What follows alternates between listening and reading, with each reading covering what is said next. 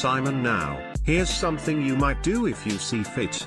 Bring me the works of Virgil, and, opening them with your fingernail 3 times running, we'll explore, by the verses whose numbers we agree on, the future lot of your marriage. For, as by Homeric lots a man has often come upon his destiny, François Rabelais, Gargantuan Pantagruel, 1532, it's the fault of those physicists and that synchronicity theory, every particle being connected with every other, you can't fart without changing the balance in the universe. It makes living a funny joke with nobody around to laugh. I open a book and get a report on future events that even God would like to file and forget. And who am I? The wrong person, I can tell you that.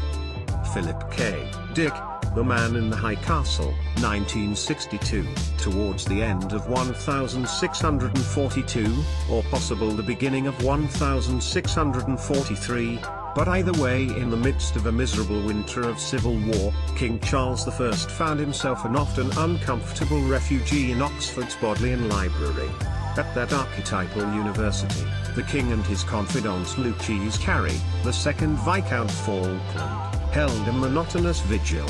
Unlike Cambridge, which lent its name to that other college town named in its honor by schismatic coreligionists across the ocean, and which would come to be known for its steadfast Puritanism and positivism, Oxford was all dreaming spires and medieval dragon chasing, a perfect shelter for a king making his last stand against Roundheads that were closing in. A map of England was brushed with parliamentarian red, with Oxford a dab of royalist purple. And there King Charles consulted his leather-bound volumes, reading by candlelight in cold rooms, hoping to find some perspective on his predicament. But the king did not consult Herodotus, or Thucydides, or Cicero, but rather Virgil. And while the founding of the Roman Republic may seem apt enough to read in a situation such as this, Charles and Falkland did not confer with Virgil's ghost as political strategists, but rather as eager and credulous customers having their tarot read. For Charles, the wisdom of Virgil was not literary, but rather magical. Charles was many things, not least of which was a flip man, every bit as superficial as the dog breed which bears his name, and, as a stupid ruler, perhaps the stupidest thing he believed in was the literal divine right of kings. Despite his flippancy he was, however, a lover of books, and for that he deserves some modicum of our esteem, even if Milton was disgusted by Charles ignoring scripture as part of his parting speech upon the scaffold, opting rather to choose Pamela's prayer from the Philip Sidney romance The Countess of Pembroke's Old Arcadia, even if he was an often juvenile and impetuous man, dissolving Parliament over perceived slights, or failing to account for the deep dissatisfaction among the growing middle class and the religious nonconformists of both London and wider England. He was still in some ways a brave man, loyally standing by deeply unpopular figures like his Archbishop of Canterbury William Lord Charles was the man who, while quoting a bit of pop culture upon the executioner's stage, was also one whom requested an extra heavy wool shirt, lest his shivering in the cold English morning be interpreted by his enemies as trepidation. But that was still in the future, and here, in this library towards the end of 1642, or again, possibly at the beginning of 1643, the king, whom we have already established was prone to literary flights and the palliative of diversionary trifles, asked Falkland if he knew of any games adequate to passing the time here in the gloomy, dark, cold Bodleian. A one drive. Wellwood, in his account of the event, reports that Falkland showed among other books, a Virgil nobly printed and exquisitely bound. The Lord Falkland, to divert the king, would have his majesty make a trial of his fortunes.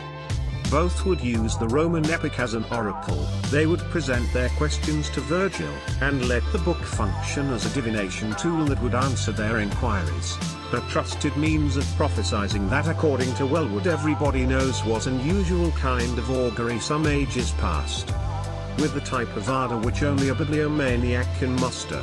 Charles turned to a book during what he assumed was the height of his political, military, and personal misfortunes, and with an affinity for superstition matched only by his belief that his very divine touch could cure sickness, Charles asked Virgil what his fortune would be.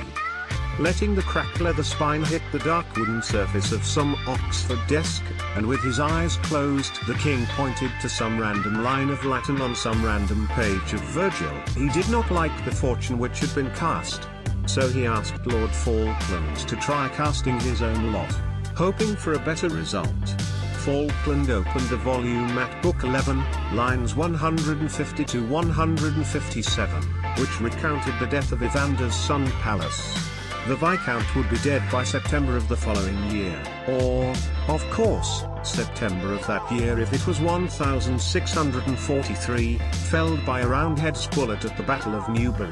Fortuna's wheel seems to have crushed Charles with an extra heaviness. John Aubrey records that a year before the king's decapitation, Charles' son, then living in exile in Paris, asked the metaphysical poet Abraham Cowley to divert his own sorrows, writing that his friend offered if his highness pleased they would use Sorts Virgiliani, as the poet, of course, all-wise had a Virgil in his pocket.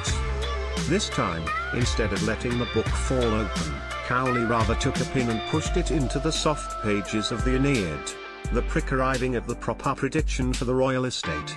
Both father and son, as it turned out, arrived at the exact same line regarding the Stuart family fortunes. What of Charles' lot, and that of the prince, which so distressed both of them?